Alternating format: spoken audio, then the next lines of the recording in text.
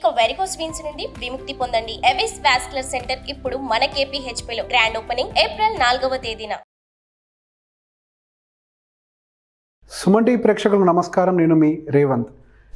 చాలామంది కొంత bulk amount ఉన్న వాళ్ళు, రేవంత్ మీ దగ్గర ఏదైనా ఐడియా ఉందా, నేను ఒక చోట ఎక్కడైనా ఇన్వెస్ట్ చేస్తే నాకు మంత్లీ రెంటల్ ఇన్కమ్ లాగా వచ్చేది, కొద్దిగా సేఫ్ అండ్ సెక్యూర్డ్గా ఉండేది, లేదా మీకు తెలిసిన ఏదైనా ప్రాపర్టీ ఉందా, ఏదైనా కమర్షియల్ ప్రాపర్టీ, సో నేను అందులో ఇన్వెస్ట్ చేస్తే కొద్దిగా నాకు ఏదైనా నెలకి ఇంత రెంట్ వస్తుంది కదా అని చెప్పి చాలామంది అడుగుతూ ఉంటారు.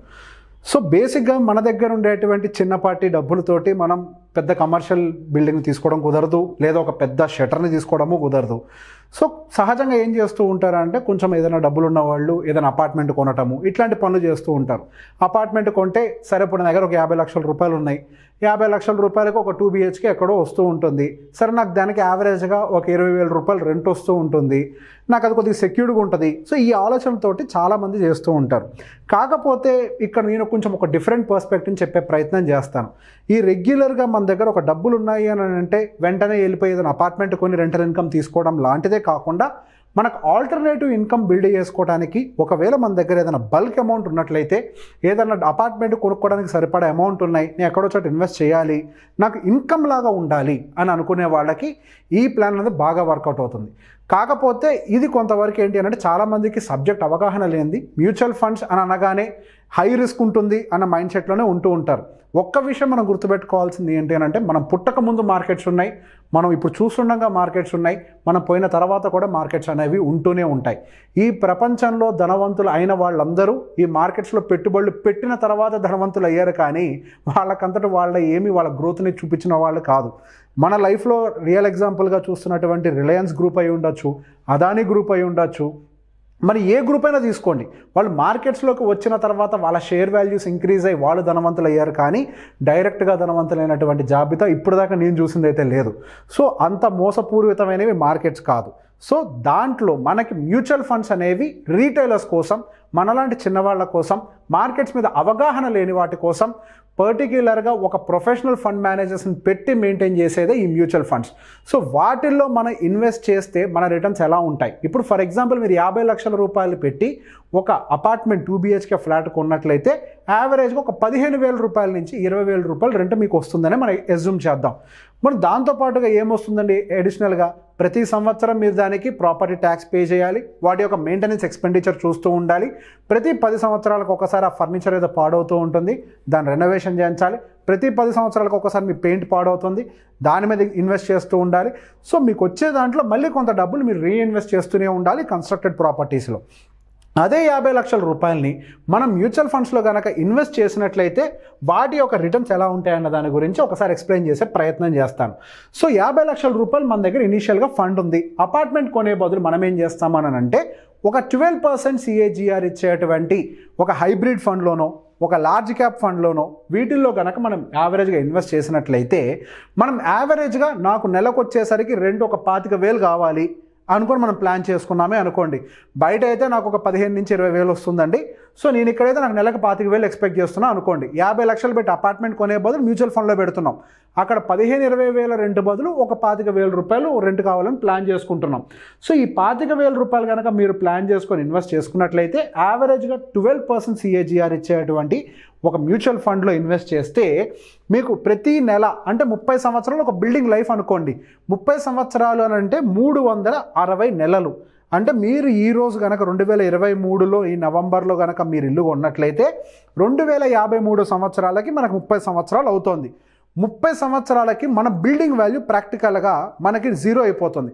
కాకపోతే ఎంతో కొంత ల్యాండ్ అప్రిషియేషన్ ఉంటుంది కాబట్టి మీ 50 లక్షల రూపాయలు గట్టిగా అవ్వగలిగితే మహా అయితే 50 లక్షలు ఒక 2 కోట్ల రూపాయలు అవుతుంది.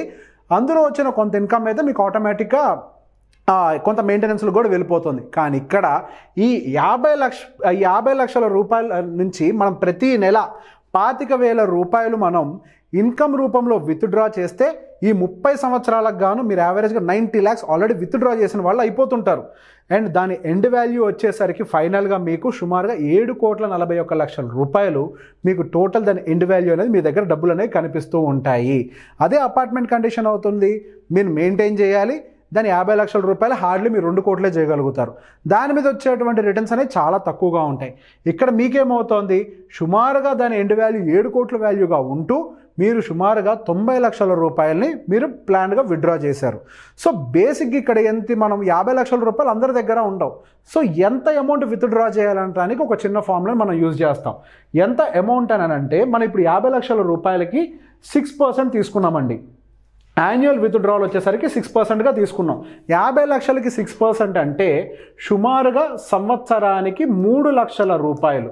మనం దాన్ని ఏం చేసాము అని అంటే డివైడెడ్ బై 12 నెలలు, అంటే నెలకి 25,000 రూపాయలు విత్డ్రా చేసే విధంగా ప్లాన్ చేసాం.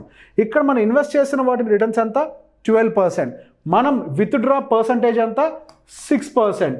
అంటే మనకు 12% రిటర్న్స్ వస్తుండగా 6% విత్డ్రా చేయంగా ఇంకో 6% అనేది మన క్యాపిటల్ అప్రిసియేషన్కి ఉపయోగపడుతూ ఉంటుంది. సో ఆ క్యాపిటల్ అప్రిసియేషన్లో యాడ్ అవుతున్న 6% మీకు ఇక్కడ వాల్యూని బిల్డ్ చేస్తుంది. మీరు విత్డ్రా చేస్తున్న ఈ 6% వాల్యూ సుమారుగా ఇక్కడ మీకు అది 90 లక్షల రూపాయలుగా చేరుకుంటుంది. సో రెంటల్ ఇన్కమ్, ఒక secondary income, alternative income generate చేయాలి అనుకున్న వాళ్ళు కేవలం రియల్ ఎస్టేట్ అనే ఆపర్చునిటీ అవసరం లేదు. మరికొంతమంది ఏం చేస్తున్నారు, ఆ డబ్బుల్ని ఎక్కడ పెట్టాలో కూడా తెలియక వేరే వాళ్ళకి తెలియని వాళ్ళకి ఇన్వెస్ట్మెంట్ అని చెప్పిస్తున్నారు, వాళ్ళు అక్కడ మోసపోతున్నారు. బయట ఆన్లైన్లో చాలా స్కామ్స్ జరుగుతూ ఉన్నాయి. మా దగ్గర మీరు పెట్టుబడి పెట్టండి, మీకు ప్రతి నెల ఇంత డబ్బులు ఇస్తాము అని చెప్పేసి అడుగుతూ ఉంటారు. అక్కడ డబ్బులు పెట్టి మోసపోయే వాళ్ళు ఉంటూ ఉంటారు. మనకి మార్కెట్లో స్టాండర్డ్గా ఇంత మంచి సెక్యూర్డ్ రిటర్న్స్ ఇచ్చేటువంటి ఇన్వెస్ట్మెంట్ టూల్ ఉండగా మనం బయట వాళ్ళని ఎవరినో నమ్ముకొని లేదో ఏదో వ్యాపారంలో డబ్బులు పెట్టి మోసపోవాల్సిన అవసరం అసలు లేనే లేదు. మనం ఎప్పుడైనా కానీ రిటర్న్స్ విషయంలో ఒక ప్రాక్టికల్ ప్లాట్ఫామ్ మీద నుంచొని ఉండాలి.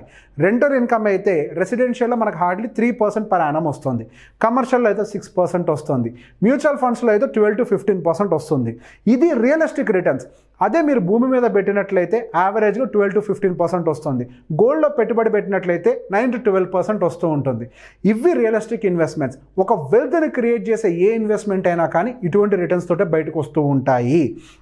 అవి కాకుండా మీరు నెలకి ₹2 వడ్డీ ఇస్తాం, ₹1.5 వడ్డీ ఇస్తాం అనే వాళ్ళని నమ్మి కనుక మీరు డబ్బులు పెట్టినట్లయితే మీరు పెట్టిన డబ్బులు కోల్పోతారు, మీ కష్టజీతం మొత్తం కూడా పోతుంది. మీరు రియల్ ఎస్టేట్కి ఒక ఆల్టర్నేటివ్ ఆప్షన్ కింద ఉపయోగపడుతుంది అనే ఒక ఉద్దేశంతో తెలియని వాళ్ళ కోసం చేసినటువంటి ఈ వీడియో. అంతేకాని ఇది ఎటువంటి ఇన్వెస్ట్మెంట్ సజెషన్స్ కావు. ఈ వీడియో కనుక మీకు నచ్చినట్లయితే లైక్ చేయండి, షేర్ చేయండి. Thank you.